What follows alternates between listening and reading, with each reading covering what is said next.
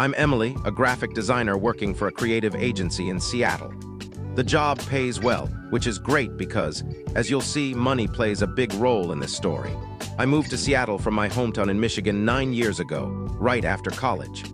My parents and my 22-year-old sister, Chloe, who's still in college, stayed back in Grand Rapids. The distance never bothered me much, but turning 30 felt like a big deal, and I wanted my family there to celebrate with me. About 6 weeks before my birthday, I called my mom. "Hey Mom, I'm planning something special for my 30th. I'd love for you, Dad, and Chloe to come to Seattle. It's a big milestone, you know." There was a long pause on the other end. "That sounds wonderful, Emily," Mom said, her voice hesitant. "But flights are so pricey right now. Let me talk to your dad." I heard muffled voices in the background, but I couldn't make out the words.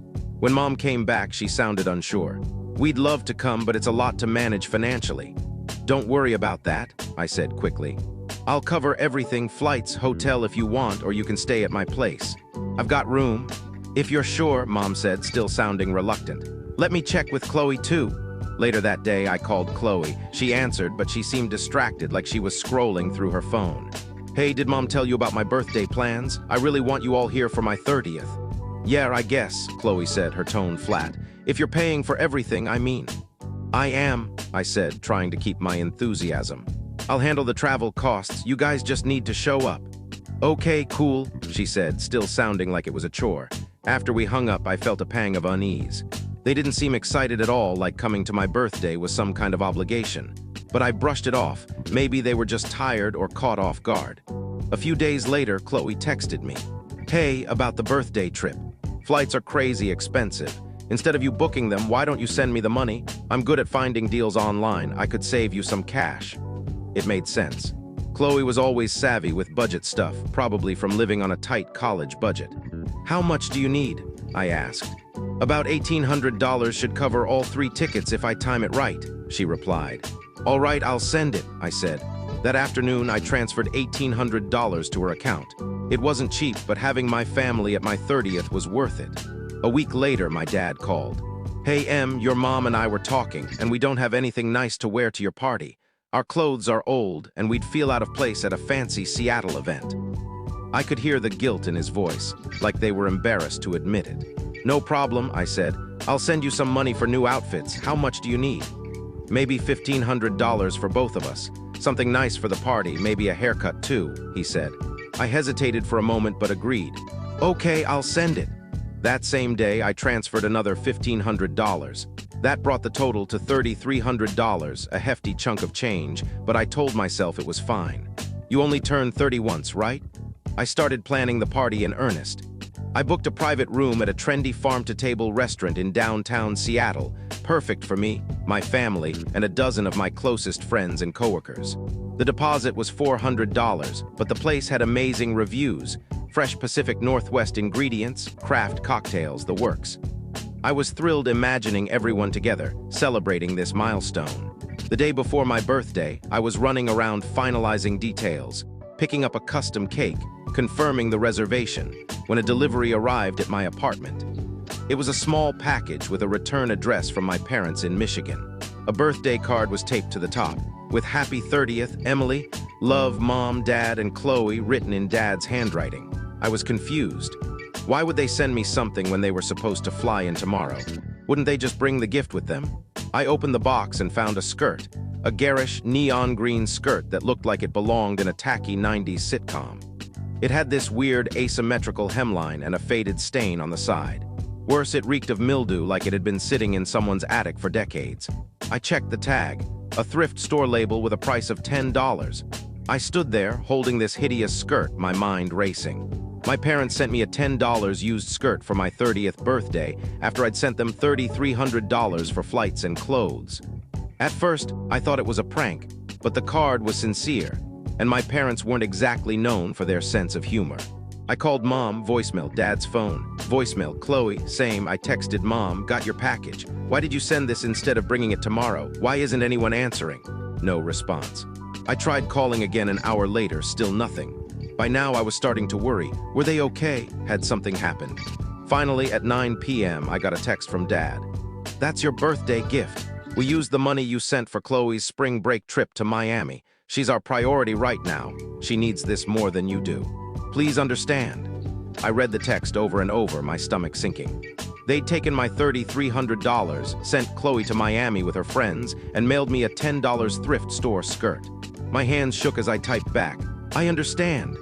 Then I sat on my couch, staring at the skirt, and let it all sink in. I thought about how, ever since Chloe was born, I'd been pushed to the side. I was the responsible older sister, always helping out.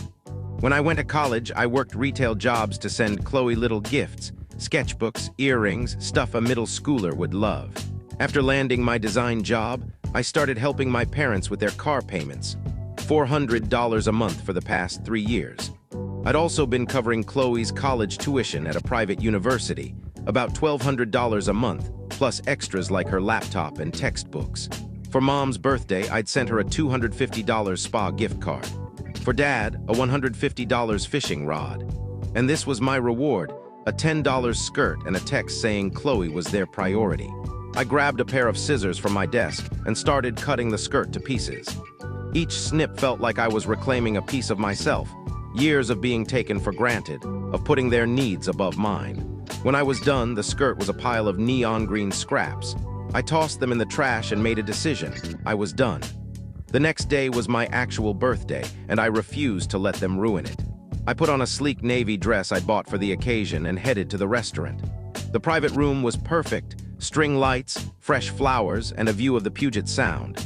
My friends and coworkers showed up with thoughtful gifts. A leather journal from my colleague Mia, a bottle of local wine from my friend Jake. Everyone was laughing, the food was incredible, and for a while I almost forgot the betrayal. But my family didn't send a single happy birthday text, not one call. I checked my phone obsessively, hoping for something, anything. Instead, I saw Chloe's Instagram stories, her lounging by a Miami pool, sipping a cocktail, living it up on my money. That's when I decided to take control.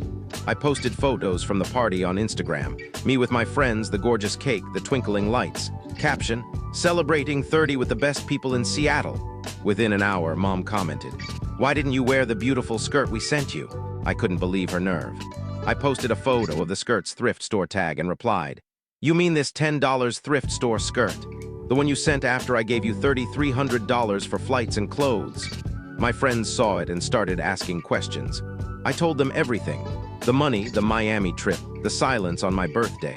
They were livid. Mia commented, "That's beyond messed up. You deserve so much better." Jake wrote, "A $10 skirt for your 30th? That's insulting." Soon, my post was flooded with supportive comments from friends and even some coworkers I barely knew. Then Mom called. I answered, fueled by anger and my friends' support. "Emily, delete that post right now," she demanded. "You're embarrassing us." "Embarrassing you?" I shot back. "You stole $3,300 from me, sent me a thrift store rag, and didn't even wish me happy birthday. You don't get to play the victim." "That money was a gift," she said. "We needed it for Chloe." "A gift for you to come to my party," I said. "Not for Chloe's vacation. I'm done. No more car payments, no more tuition, nothing."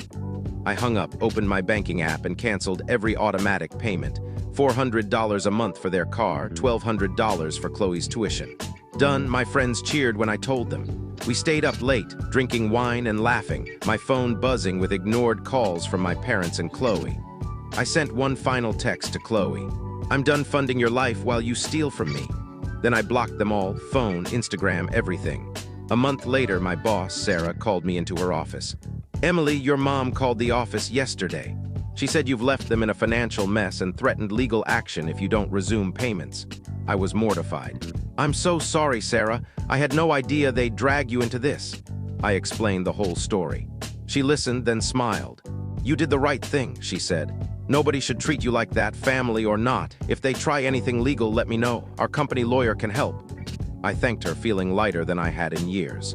No lawsuit ever came, and I suspect they realized they had no case. For the first time, I was keeping my money, saving for myself, maybe a trip of my own. I'd spent years being the good daughter, but now I was free to be just Emily.